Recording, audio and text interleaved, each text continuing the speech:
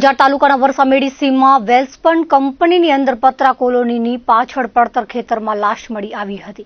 26મીએ લાશ મળતા તેની તપાસ માટેના ચક્રો ગતિમાન કરાયા છે। કોઈ પરિવારજન ન હોવાથી અંજાર પોલીસે સરકાર તરફે ગુનો દાખલ કરી તપાસ હાથ ધરી હતી, જેમાં ઘટના સ્થળે નિરીક્ષણ કરી પોલીસે જુદી જુદી ટીમો બનાવી હતી। સીસીટીવી ફૂટેજનું એનાલિસિસ કરી બાતમીના આધારે યુપીના ઝારખંડમાંથી અજયકુમાર યાદવની ધરપકડ કરી હતી। પૂછપરછ કરતા તેણે ગુનાની કબૂલાત આપી હતી।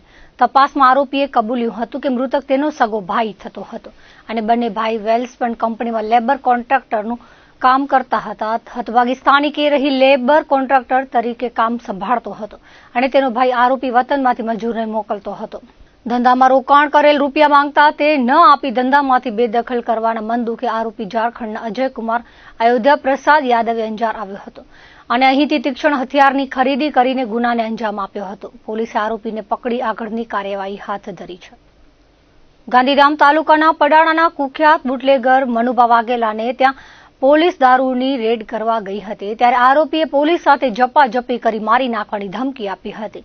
મળતી વિગતો મુજબ ગાંધીધામ બી ડિવિઝન પોલીસ પેટ્રોલિંગમાં હતી ત્યારે બાતમી મળી હતી કે મિની પંજાબી હોટલના પાર્કિંગ આગળ પડાણાના મહેન્દ્રસિંહ ઉર્ફે મનુભા વાઘેલાનો માણસ જયપાલસિંહ ઉર્ફે શિવભા જાડેજા મોપેડમાં આવી દારૂનું વેચાણ કરે છે। પોલીસે રેડ કરી ત્યારે આ જયપાલ એક અજાણ્યા માણસને બિયરના ટીન આપતો જોવા મળ્યો હતો। પોલીસને જોઈ જયપાલ નાસી ગયો હતો। બિયર ખરીદનાર કિશોર હોવાનું સામે આવ્યું હતું। આ કામગીરી પૂર્ણ કરી પોલીસ સ્ટેશન જતી વખતે જવાહરનગર પુલ તરફ સર્વિસ રોડ પર અલ્ટો ગાડી ફૂલ સ્પીડમાં આવીને પોલીસની ગાડીની આગળ ઊભી રાખી હતી। તેમાંથી લિસ્ટેડ બુટલેગર મનુભા વાઘેલા બહાર આવ્યો હતો અને ગાડીના કાચ ખખડાવતા ડ્રાઈવરે દરવાજો ખોલ્યો હતો। ત્યારે આરોપીએ જયપાલસિંહે જે માણસને બિયરના ટીન આપ્યા છે તેને ગાડીમાંથી ઉતારી દેવાનું કહ્યું હતું અને કિશોરને બળજબરીપૂર્વક ગાડીમાંથી ઉતારવા માટે દરવાજાનો ખોલવાનો પ્રયાસ કર્યો હતો તેમજ ગાડીથી ઉડાવી દેવાની ધમકી આપી હતી। બાદમાં પોલીસે મનુભાની અટકાયત કરી ગાડી કબજે કરવામાં આવી હતી। હેડ કોન્સ્ટેબલ પ્રવીણસિંહ તખતસિંહ જાડેજાએ ફરજમાં રૂકાવટ સંદર્ભે ફરિયાદ નોંધાવી હતી, જે અંગે બી ડિવિઝન પોલીસે આગળની તપાસ હાથ ધરી છે। ભચાઉના ભવાનીપુરથી ગુણાતીતપુર જતા રોડ પર નર્મદા કેનાલના પુલ પાસે શિક્ષક પર હુમલો કરવામાં આવ્યો હતો।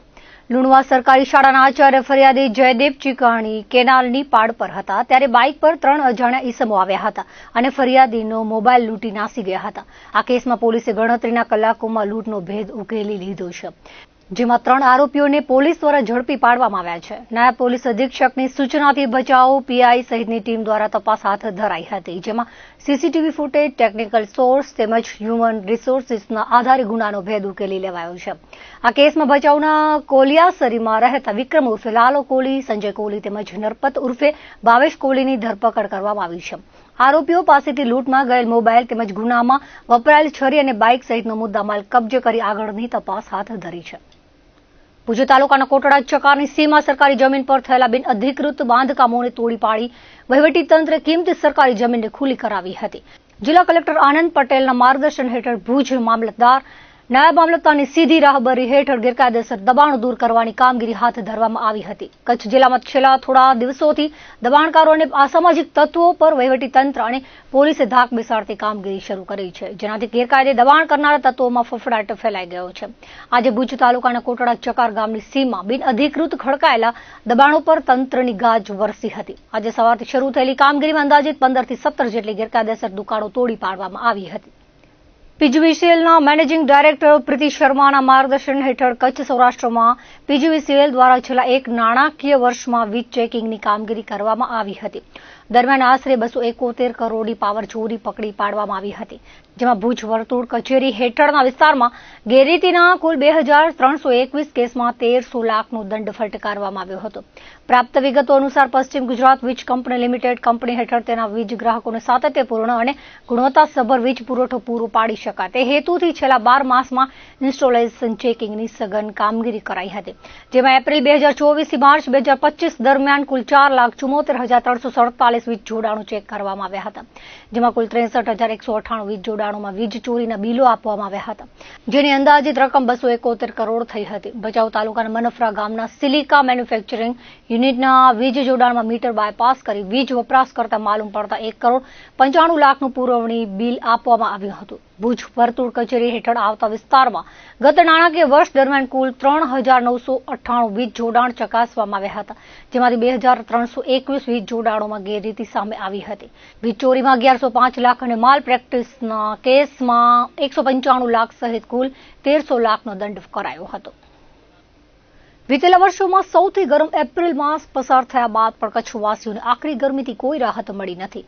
વૈશાખ મહિનાના પ્રારંભે જ આબમાંથી થતી અગન વર્ષાથી કચ્છનું જનજીવન પ્રભાવિત થયું છે. દિવસભર અંગ દજાડતા તાપની આણ વર્તાતી હોવાથી લોકો ત્રાહીમાં પોકારી ઉઠ્યા છે. મધ્યાહનથી મોડી સાંજ સુધી માર્ગો પર જાણે કરફ્યુ લાદી દેવાયો હોય તેમ ચહલ પહલ નહિવત જોવા મળી રહી છે. ધોમધકતા પ્રખર તાપની વચ્ચે કચ્છ જિલ્લામાં છૂટો છવાયો કમોસમી વરસાદ થવાની આગાહી હવામાન વિભાગે કરી છે. કચ્છ સહિત રાજ્યના વિવિધ વિસ્તારોમાં ભારે પવન સાથે હળવાથી મધ્યમ વરસાદ થવાની સંભાવના રાજ્યના હવામાન વિભાગે વ્યક્ત કરી છે. દક્ષિણ પાકિસ્તાનમાં સર્જાયેલા સર્ક્યુલેશનની અસર તળે આવતીકાલથી આબોહવામાં ફેરફાર થશે.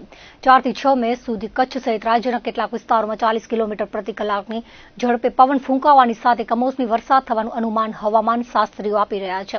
કમોસમી વરસાદની સંભાવના વચ્ચે કચ્છ જિલ્લાના તમામ મથકો પર મહત્તમ તાપમાનનો પારો 41 ડિગ્રીથી ઊંચો રહ્યો છે. પૂર્વ કચ્છમાં 43.5 ડિગ્રી મહત્તમ તાપમાન નોંધાયું હતું, જ્યારે જિલ્લા મથક ભુજનું મહત્તમ તાપમાન 41 ડિગ્રી રહ્યું હતું. ભુજમાં આવેલી નગરપાલિકા કચેરીમાં છેલ્લા થોડા દિવસથી આધાર કાર્ડની કામગીરી ચાલતી હતી. આ કામગીરી પાલિકાની હદમાં આવતા લોકો અહીં આવતા હતા, પરંતુ છેલ્લા કેટલાક દિવસથી કામગીરી ખોરંભે ચડતા લોકોને ધરમના ધક્કા પડી રહ્યા છે. મળતી વિગતો મુજબ આધાર કાર્ડની કામગીરી જ્યારથી ચાલુ કરાઈ છે ત્યારથી લોકો ભારે હાલાકી ભોગવી રહ્યા છે. એક તો કામગીરી ધીમી થાય છે, તેમાં વચ્ચે સર્વર ડાઉન હોવાનું કહેવામાં આવે છે, જેથી લોકોને ગરમીમાં શેકાવાની નોબત આવી છે. છેલ્લા 3 દિવસથી કામગીરી સંપૂર્ણપણે બંધ થઈ છે.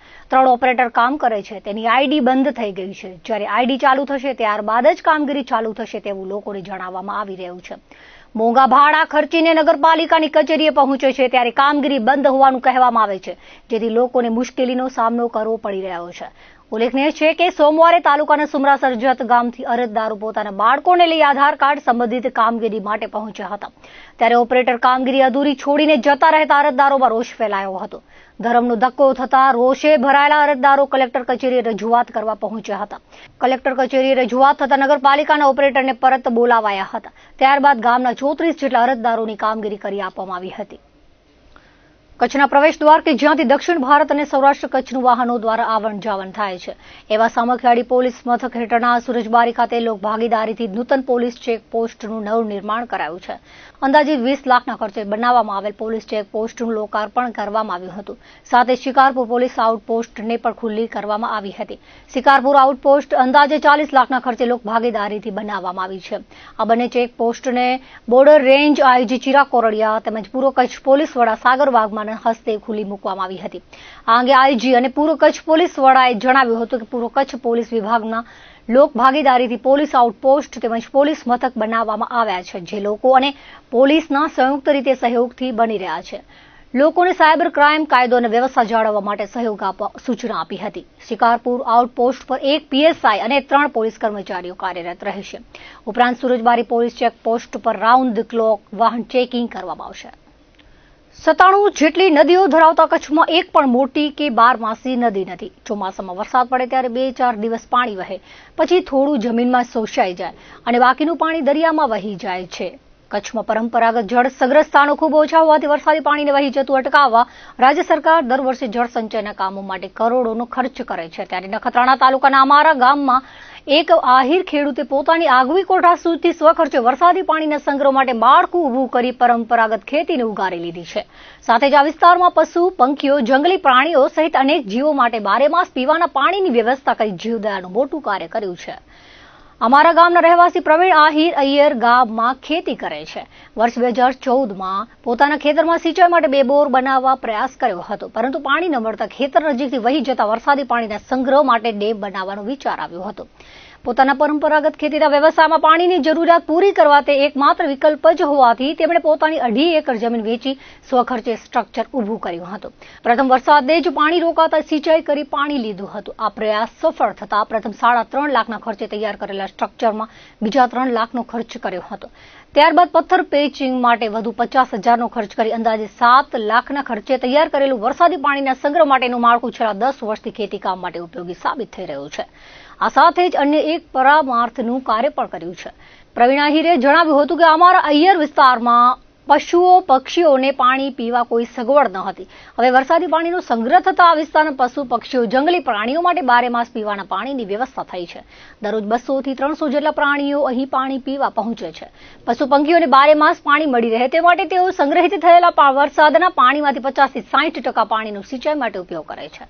બાકીનું પાણી પરમાર્થના કાર્ય માટે ભરેલું જ રહેવા દે છે. જળ સંગ્રહના કાર્યને તેમણે સ્વખર્ચે ઊભું કર્યું છે.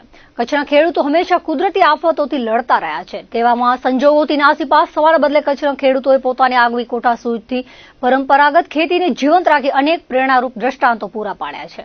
સામાજિક કાર્યકર જગદીશભાઈ દવેએ પણ પ્રવીણભાઈના ખેતરની મુલાકાત લઈ વરસાદી પાણીના સ્ટ્રક્ચર બાબતે વાત કરી અનુભવ જાણ્યા હતા. આવા સુંદર કાર્યની તંત્ર દ્વારા નોંધ લેવાય અને પ્રોત્સાહન અપાય તો અનેક ખેડૂતો માટે પ્રેરણારૂપ બની શકે તેવું જગદીશભાઈએ જણાવ્યું હતું. આપણે ડેમ 2014ની સાલમાં બાંધવાનું સોચ્યું અને આપણે થોડા કરતા 7 લાખ રૂપિયા ખર્ચો કરી ને આપણે આ બધું થોડું વિચારતા આવ્યા ને વડીલોની ને યાર દોસ્તારોની ને સલાહ લઈને આમ કર્યું તો લગભગ મારી અહીંયા 20 એકર જમીનની પિયત પણ કરી શકે છે ને બીજા નંબરમાં આજુબાજુના ચોપાઓ પક્ષીઓ જાનવરો બધા એનામાં પાણી પીવાનો લાભ લઈ શકે છે ને બીજા અત્યારે મેં આટલો ટાઈમ થયો મારા બોરમાં પાણી બહુ ઓછું હતું એટલે આનાથી હું પિયત કરીને સારો એવો પાક મેળવી શકું છું. તો આવી રીતના ખેડૂતોને પણ થોડી ખ્યાલમાં આવે કે આ બાંધકામ આટલું કરવાથી આપણને આ ફાયદો થયો. તો આજે મારી મુલાકાત જગુભાઈ લીધી અને આટલો મળી કરીને ચર્ચા કરી. આનામાં શું કે આજુબાજુના વિસ્તારમાં જે પાણી ચાલુ વરસાદમાં આપણે આવીને જોયું કે પાણી તો ખોટું વેસ્ટેજ જાય જ છે. તો આપણે એ પાણીને થોડું વરસાદ બંધ થયો એટલે મશીન વડે જે આપણે બાંધકામ કર્યું હતું એનામાં છેલ્લામાં વોકરા કરતા ને પાણી લઈ આવ્યા અને એ પાણીને બારે છપરીઓમાંથી અંદર લઈ અને અત્યારે પાણી એનામાં સારું એવું ભરાઈ જાય છે. કુદરતી પાર છપરી છે ને એને છપરીને અત્યારે સારી છપરી હતી બાંધી કરી આપણે 2 સાઈડનું અને વચ્ચે 470 ફૂટ જગ્યા હતી આપણે બાંધકામ કર્યું. આ સરકાર સુધી વાત પહોંચે એ માટે હું એક વિનંતી કરું છું. તેમજ સરકાર દ્વારા જે હાલ અભિયાન પાણી સંગ્રહના કે કેચ ધ રેઇન તેમજ ભૂગર્ભ જળ ઊંચા આવે તે માટે અટલ ભૂજલ યોજના એ પણ ચાલુ છે. એ બાબતે અહીં જો ધ્યાન દેવામાં આવે અને તેમજ મુલાકાત લેવામાં આવે તો આવા જે પ્રોત્સાહિત ખેડૂતોને પ્રોત્સાહન તરીકે જો નોંધ લેવામાં આવે એવી મારી વિનંતી છે સરકાર પાસે.